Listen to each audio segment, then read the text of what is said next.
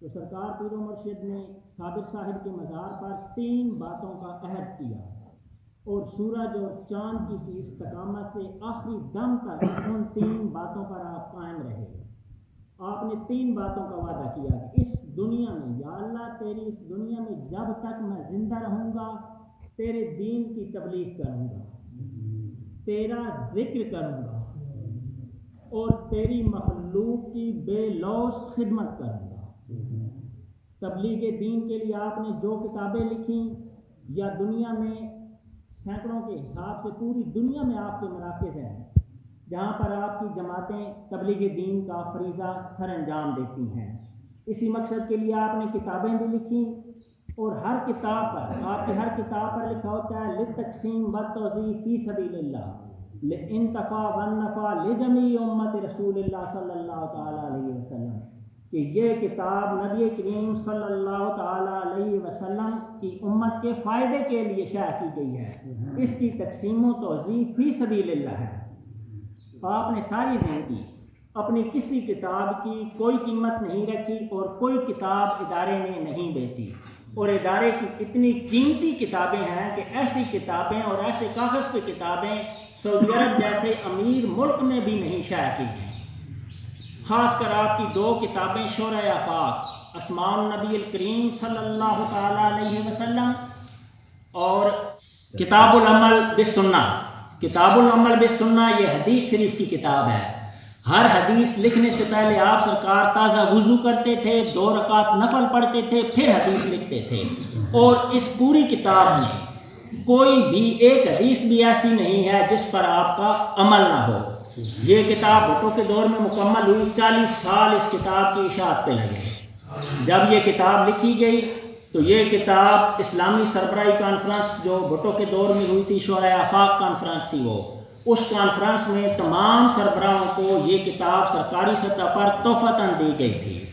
اس کتاب پر اور اسماء النبی الکریم صلی اللہ تعالیٰ علیہ وسلم، اس کتاب پر دونوں پر دنیا کا قیمتی ترین جاپانی کاغذ استعمال کیا گیا۔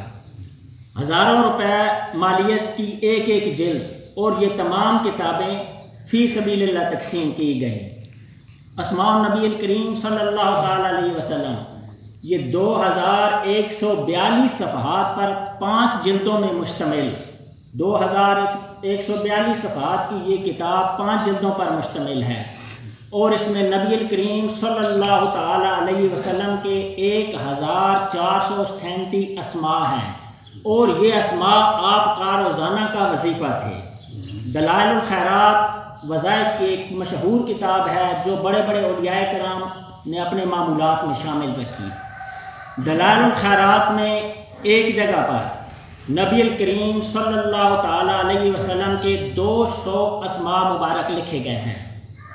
میرے استاد مکرم جناب حافظ غلام مرتضیٰ خان صاحب رحمۃ اللہ تعالیٰ علیہ نے مجھ کو یہ بات بتائی تھی۔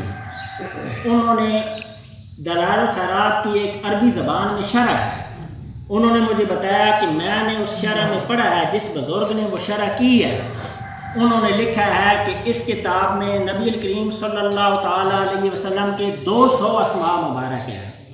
ان بزرگوں نے لکھا ہے کہ ایک ولی اللہ کا ظہور ہوگا، اور وہ نبی کریم صلی اللہ تعالیٰ علیہ وسلم کے جو اسماء مبارک پوری دنیا کی مختلف کتابوں میں بکھرے پڑے ہیں، وہ ولی اللہ وہ تمام اسماء ایک کتاب میں یکجا کرے گا۔ میرے استاد مکرم حافظ غلام مرتضیٰ خان رحمۃ اللہ علیہ نے مجھے بتایا کہ اس پیش گوئی کا مصداق آپ کے مرشد حضرت ابو انیس محمد برکت علی جنہوں نے یہ کتاب لکھی ہے۔ یہ کتاب میرے استاد مکرم کے پاس لائبریری میں موجود تھی۔ میرے استاد مکرم نے مجھ کو بتایا کہ میں لاہور میں جامعہ حفظ الاناف میں پڑھاتا تھا، میں نے فیصلہ آباد میں آپ کو خط لکھا کہ مجھے کتاب العمل بالسنہ اور اسماء النبی الکریم چاہیے۔ آپ سرکار کی مرشد نے یہ کتاب ایک آدمی کو دی، اس کو لاہور کا کرایہ دیا، وہ آدمی لاہور میں گیا، ادارے میں آپ کو اس نے کتاب دی۔ آپ علماء کا اس قدر احترام سرکار کی مرشد، اس کتاب میں 1437 اسماء ہیں، اور یہ اسماء سرکار کی مرشد حضرت ابو وردی ان کا وظیفہ کرتے تھے بطور ارتفاع. یہ اسماء مبارک اس میں کثرت سے پڑھے جاتے ہیں. 1410 ہجری محرم الحرام کے ایک دن یہ تمام اسماء اس کی 5 جلدوں میں مشتمل تمام اسماء محمد بن معید اس وقت مسجد نبوی کے امام تھے. انہوں نے یہ تمام اسماء نبی کریم صلی اللہ تعالیٰ علیہ وسلم کے روضہ اقدس کے سامنے بیٹھ کر تلاوت کیے. یہ تمام اسماء پوری کتاب انہوں نے سرکار کے سامنے تلاوت کی. اور مسجد نبی کے اس امام محمد بن معید کو نبی کریم صلی اللہ تعالیٰ علیہ وسلم خواب میں آئے. آپ نے فرمایا کہ میرے اس غلام کو بتا دو کہ ہم نے تمہارا تحفہ قبول کیا ہے. یعنی یہ اسماء نبی کریم صلی اللہ تعالیٰ علیہ وسلم یہ وہ کتاب ہے کہ جو نبی کریم صلی اللہ تعالیٰ علیہ وسلم کی بارگاہ میں قبول ہوئی اور آپ نے اپنے زبان اقدس سے اس کی بشارت بھی دی. ہمارے بھائی شیر علی صاحب اللہ پاک ان کو جنت نصیب کرے ہماری محفلوں میں شامل ہوتے تھے. انہوں نے مجھ کو بتایا کہ وہ عمرے پر گئے تھے تو جو انجینئر صاحب تھے گجرانوالہ کے وہ کتاب لے کر گئے تھے. انہوں نے یہ واقعہ ان کو بتایا تھا کہ امام مسجد نے محمد بن معید صاحب کو یہ خواب آیا اور نبی کریم صلی اللہ تعالیٰ علیہ وسلم نے فرمایا کہ میرے اس غلام کو بتا دو کہ میں نے ان کا یہ تحفہ قبول کیا ہے. اور مقالات حکمت میں اسی طرف اشارہ کرتے ہوئے سرکار پیر و مرشد نے لکھا ہے کہ غلام وہ ہے جس کو وہ خود اپنا غلام کہے. سبحان اللہ. اور یہ بہت بڑا مقام ہے, بہت بڑا مقام ہے. حضرت جامی رحمۃ اللہ علیہ کی نعتیں سب جانتے ہیں, فارسی زبان کے مشہور شاعر ہیں اور نبی کریم صلی اللہ تعالیٰ علیہ وسلم کے بہت بڑے عاشق تھے. وہ اپنے نام کے ساتھ غلام محمد لکھتے تھے. ایک دفعہ نبی کریم صلی اللہ علیہ وسلم ان کو خواب میں آئے, فرمایا جامی ہمارا غلام تو بلال ہے. اس کے بعد وہ ہمیشہ غلامان آل محمد اپنے نام کے ساتھ لکھا کرتے تھے, غلامان آل محمد. بسد کو صفا می تمام گشت جامی غلامان آل محمد. تو حاضرین گرامی, جیسے کہ تمام انبیاء کرام نے 3 کام کیے, اسی طرح سرکار پیر و مرشد نے اپنی زندگی انہی 3 کاموں کے لیے پوری زندگی وقف کی.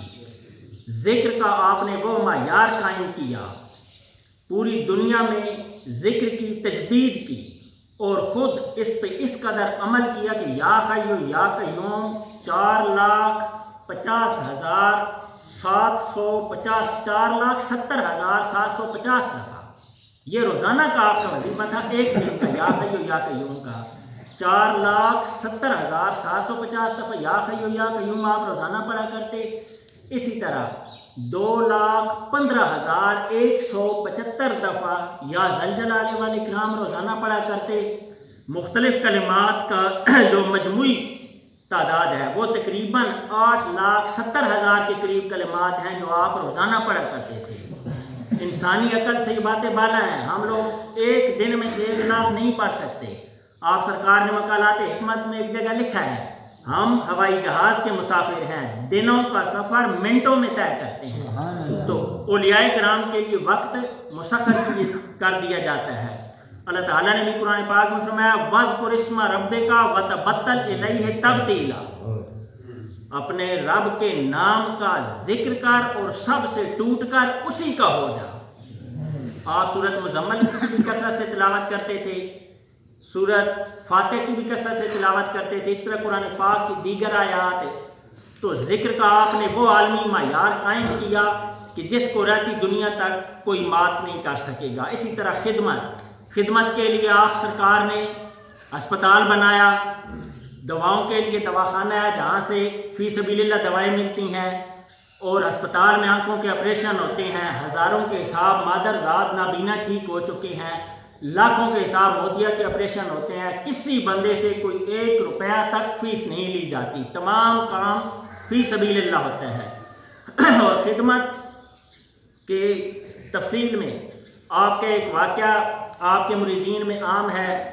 آپ کے بعد جنہوں نے آپ کے حالات پہ کتاب لکھی ہے دین محمد ضمیر صاحب تاجدار دارالحسان, انہوں نے کتاب لکھی. بابا جی حضور نے اپنے ہاتھ سے لکھے ہوئے 16 صفحے ان کو عنایت کیے اور فرمایا کہ میری داستان تم نے لکھنی ہے. انہوں نے تاجدار دارالحسان کی 5ویں جلد میں لکھا ہے، اور یہ جلد سن 2001 میں شائع ہوئی۔ انہوں نے لکھا ہے کہ مجھ کو یہ واقعہ پہنچا ہے، مجھے اپنا پیر بھائیوں نے بتایا ہے کہ بابا جی حضور نے فرمایا کہ حضرت بابا فرید گنج شکر، حضرت بابا فرید الدین گنج شکر اور خواجہ حمید الدین ناگوری رحمۃ اللہ تعالیٰ علیہ یہ ایک زمانے کے بزرگ تھے، اور اکثر ان کی ملاقاتیں ہوتی رہتی تھیں۔ ایک ملاقات میں حمید الدین ناگوری رحمۃ اللہ علیہ نے بابا فرید سے کہا کہ مرنے کے بعد کون سا عمل افضل ہے، یہ ہم میں سے جو بھی پہلے فوت ہو جائے گا وہ دوسرے کو بتائے گا کہ مرنے کے بعد کون سا عمل سب سے افضل ہے اور کس عمل نے سب سے زیادہ فائدہ دیا۔ تو قزارہ بابا فرید گنج شکر رحمۃ اللہ تعالیٰ علیہ پہلے وصال فرما گئے۔ ان کے وصال کے چند دن بعد خواجہ حمید الدین ناگوری رحمۃ اللہ تعالیٰ علیہ ان کی قبر اقدس پہ حاضر ہوئے اور کہا کہ فرید الدین بتائیے کہ کون سا عمل سب سے افضل ہے۔ قبر کے اوپر سبز رنگوں میں ایک شعر لکھا ہوا آیا، جملہ فنون شیخ نہ یرزت بنیم خس، جملہ فنون شیخ بابا فرید کا لقب تھا، جملہ فنون شیخ نہ یرزت بنیم خس، راحت بدل رساں کہ مشرب ہمیں نست و بس۔ جملہ فنون شیخ کہ شیخ کے جتنے فنون تھے، شیخ کی جتنی ریاستیں تھیں، شیخ کی جتنی عبادتیں تھیں، ایک خاص ایک دن کے برابر کام نہ آئی۔ لوگوں کے دلوں کو راحت پہنچا، لوگوں کی خدمت کر، کہ یہی مشرب کام آنے والا ہے۔ بابا جی حضور نے مقالات حکمت میں لکھا ہے، بن میں نہیں کسی مسکین کے تن میں تلاش کر۔ حضرت عثمان الحیری رحمۃ اللہ علیہ کے بارے میں ہے کہ وہ جا رہے تھے مدرسے میں پڑھنے کے لیے، طالب علم تھے، تو راستے میں ایک گدھا تھا، گدھے کو زخمی تھا، کوے اس کا گوشت نوچ رہے تھے۔ انہوں نے اپنا کرتا اتارا، اس کے زخموں پہ ڈالا، اپنا امامہ اتارا، اس کو باندھا اور پھر گھر واپس آ گئے۔ گھر واپس آنے سے پہلے اللہ تعالیٰ نے ان کو اپنی ولایت سے نواز دیا۔ تو خدمت بہت بڑی اور بہت اعلیٰ چیز ہے۔ ہمیں اپنے رشتہ داروں کے ساتھ کوئی بغض نہیں رکھنا چاہیے، مسلمانوں کے ساتھ، اڑوس پڑوس میں اپنے تعلق داروں کے ساتھ، کسی کے ساتھ کوئی بغض نہیں رکھنا چاہیے، کوئی دل میں ایسی بات نہیں رکھنا چاہیے، اور ہر ایک کی خدمت کرنی چاہیے بلا امتیاز، بلا تمیز مذہب و ملت۔ ہر انسان کی، انسانیت کے ناطے ہر انسان کی خدمت کرنا چاہیے۔ ایک جانور کی خدمت پر ایک انسان کو جب اللہ تعالیٰ اپنی ولایت سے نوازتا ہے تو انسانوں کی خدمت پر وہ کیا مقام دیتا ہے۔ اور خدمت کے لیے دل سے بغض کا خاتمہ ضروری ہے، کسی کے خلاف دل میں کوئی بغض نہ رکھیں۔ مولانا جلال الدین رومی رحمۃ اللہ فرماتے ہیں، کینہ داں اصل زلال و کافری، کہ اصلی ضلالت، اصلی گمراہی کینہ اور بغض ہے جو کسی انسان کے خلاف انسان اپنے دل میں پالتا ہے۔ جس دل میں کینہ ہوتا ہے، جس دل میں بغض ہوتا ہے، وہ دل ہدایت سے بھی محروم رہتا ہے اور اللہ تعالیٰ کی رحمت سے بھی محروم رہتا ہے۔ دلوں کو صاف کرنے کا سب سے آسان طریقہ یہ ہے کہ دل میں بغض مت رکھیں، اپنے مسلمان بھائیوں کی خدمت کریں۔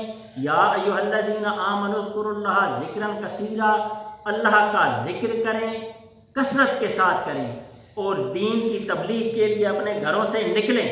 اس سلسلے میں کسی شرم اور کسی آر کو آڑے نہ آنے دیں۔ دین کی تبلیغ کے لیے گھروں سے نکلیں، اللہ کا ذکر کثرت سے کریں، اللہ کی مخلوق کی بے لوث خدمت کریں۔ اور آج ہم اس اللہ کے ایک ولی کے مزار کے پاس بیٹھے ہیں۔ آخری واقعہ مختصر سا بیان کرتا ہوں کہ مولانا کوثر نیازی بھٹو نے اس کو بھیجا تھا سرکار پیر و مرشد کے ادارے میں کہ آپ وہاں جائیں، وہاں بڑے بڑے وزیر، بڑے بڑے جج جاتے ہیں کہ یہ بابا جی کل میری حکومت کے لیے خطرہ نہ بن جائے۔ مولانا کوثر نیازی لکھتے ہیں کہ میں وہاں گیا، لیکن جب واپس آیا تو اپنا دل فیصل آباد میں ہی چھوڑ آیا۔ تو وہ اکثر بابا جی حضور سے کہتا تھا کہ آپ مجھے کوئی خدمت بتائیں۔ سرکار نے وہ اس وقت مذہبی امور کا وزیر بھی تھا اور اوقاف کا چیئرمین بھی تھا۔ تو بابا جی حضور نے کہا کہ تمام اوقاف کے مزارات تمہارے انڈر ہے، تم تمام مزارات پر اللہ کا ذکر جاری کرو۔ تو اس دور میں ماشاءاللہ اس نے کام شروع بھی کیا تھا، مزارات پر اللہ کا ذکر بھی ہوتا تھا، اور بابا جی حضور کی یہ بہت اہم تعلیم ہے۔ الحمدللہ یہاں روزانہ صبح اللہ کا ذکر ہوتا ہے، اور آپ لوگ باقاعدگی سے کوشش کیا کریں، یہاں پہ حاضری دیا کریں، تو اللہ تعالی ہم کو عمل کی توفیق دے۔